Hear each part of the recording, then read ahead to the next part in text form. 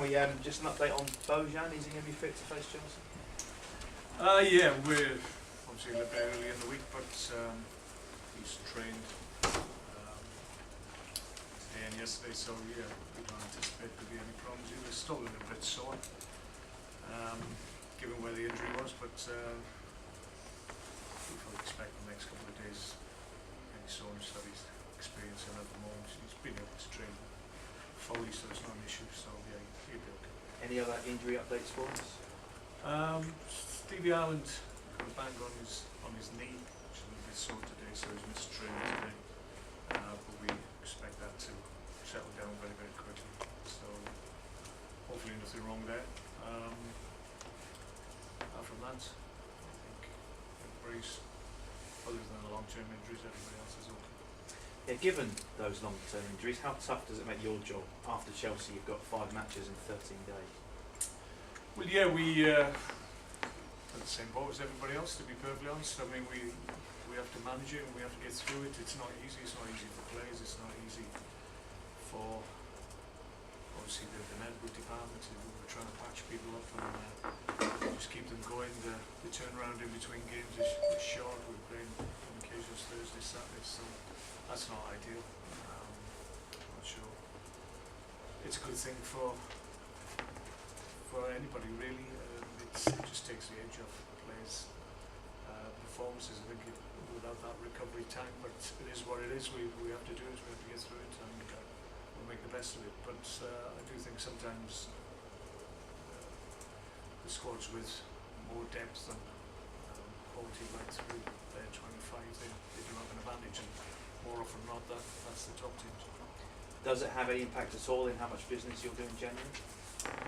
No, I think I said earlier in the month that only if we picked up any other injuries that we felt would expose our group and make us significantly weaker, we anticipate, hopefully that won't happen, but you have to be mindful of the fact that games in close succession, then players can pick up injuries and they can't keep them out, so we hope there's no long-term ones. We've been hit by the likes of Peter Odemwingie for most of the season.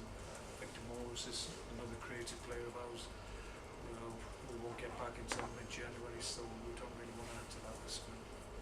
2 goals in 2 matches for Peter Crouch. How important a player is he? He's doing fine, Peter. Yeah, he's had a good season once again.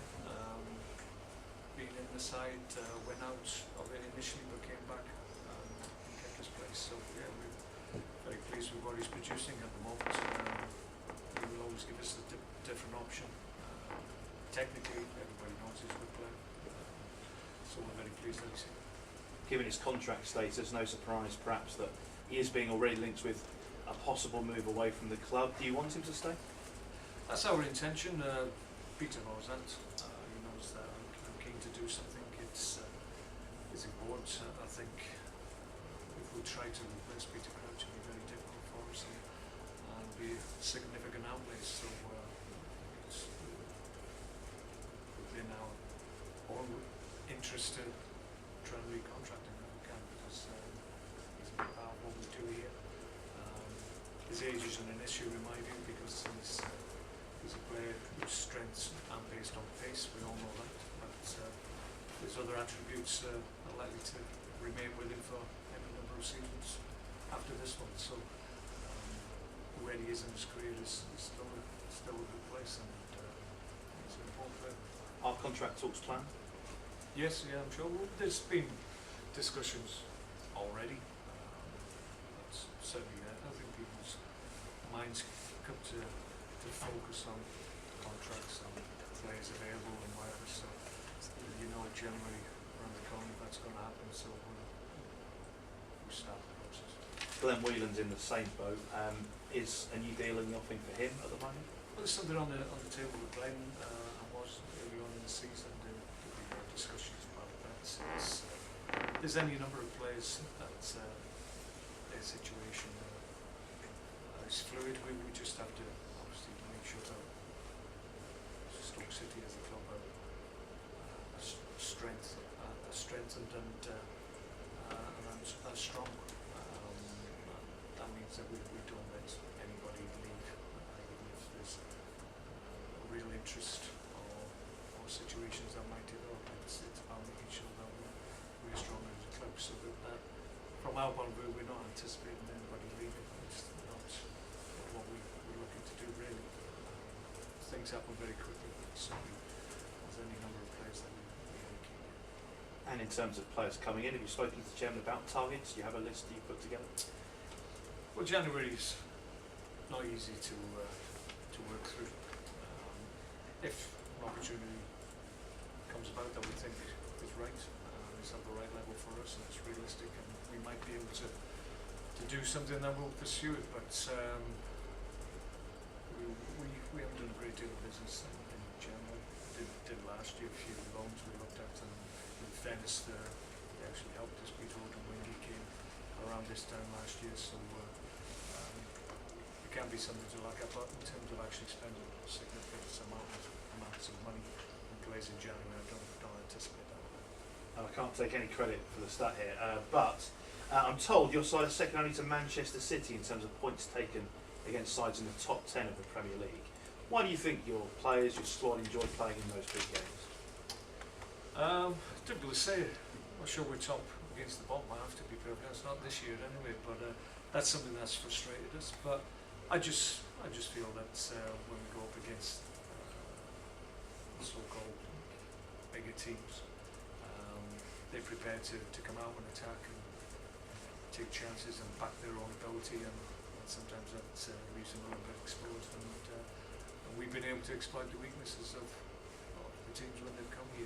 We find it more difficult when teams get lots of people behind the ball, and at times we've had a problem with those situations.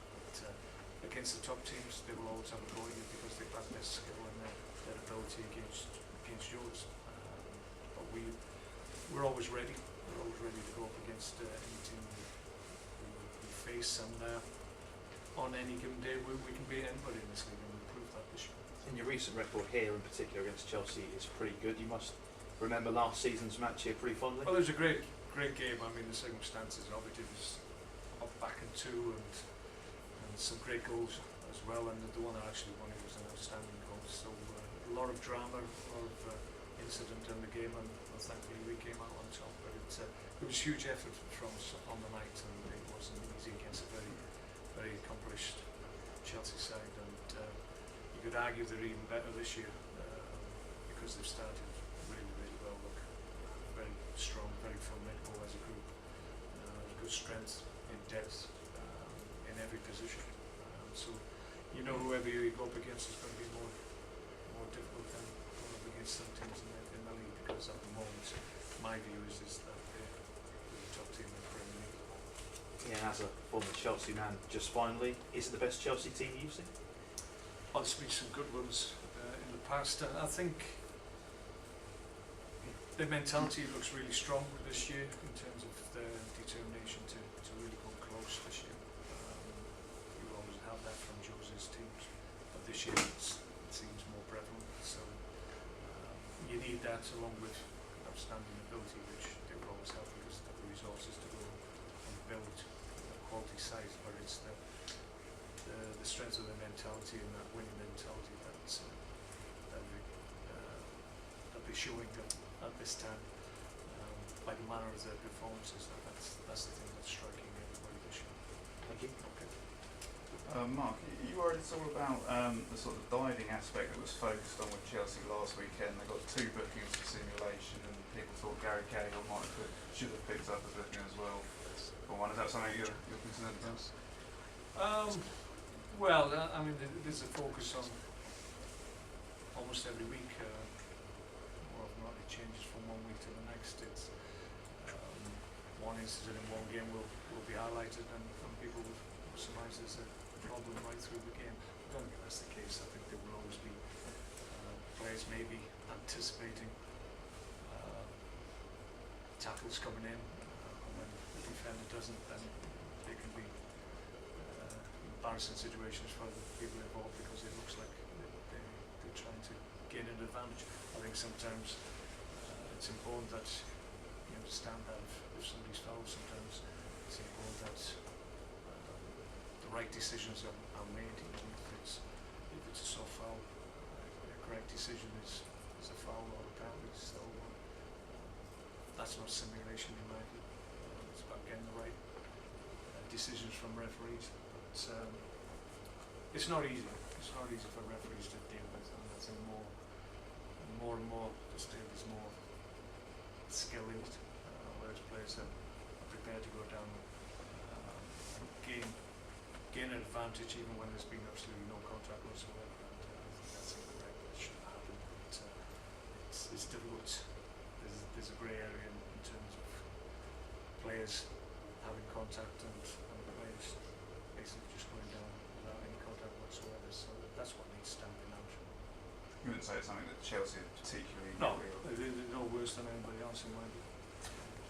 Just a couple of things I was going to ask about in terms of players. Andy Wilkinson, is his loan at Millwall likely to extend to the end of the season? I think there's been discussions between the two clubs. I think it's been good for Andy. He needed to get out and play and start playing matches and get back on track. And I think he's enjoyed the experience down there. He's enjoyed getting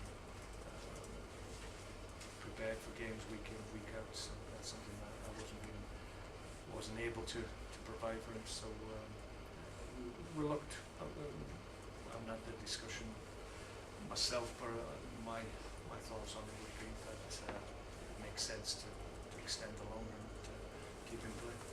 Let's talk about Brett Shan, Orlando City. Is that something that That's likely to go ahead.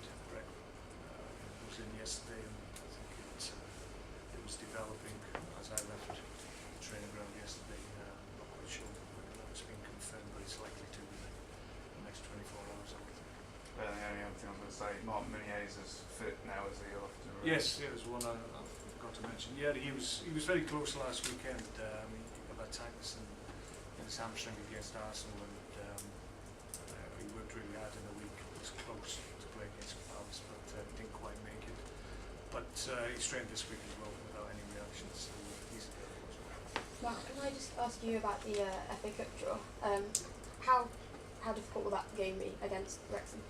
We're looking forward to it. Obviously, it's a game I'm looking forward to because it's my hometown club. I was a big Wrexham fan in my younger days and went to watch them regularly. So my first ever game in the FA Cup was, first ever live game I ever watched actually was in the FA Cup.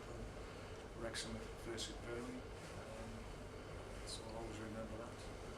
Unfortunately, Wrexham on the day lost. But, I'm really pleased. It's good for the town. Struggling at the moment in the conference, and it's a shame they're not back in the Football League. It's been very close on a number of occasions in recent times, and not quite made a step back into the league, which is really important for them. So the game against ourselves, obviously, we make a little bit of money as well, which is important to them. So all in all, I think it's good for both teams. We're pleased, obviously, that after a really intense period that we're going into an FA Cup tie against lower league opposition, obviously. So from that point of view, we're pleased about that. I would suspect Wrexham are really pleased that they've got a Premier League club to go against. And they have got some pedigree in the third round, so they must be looking forward to it.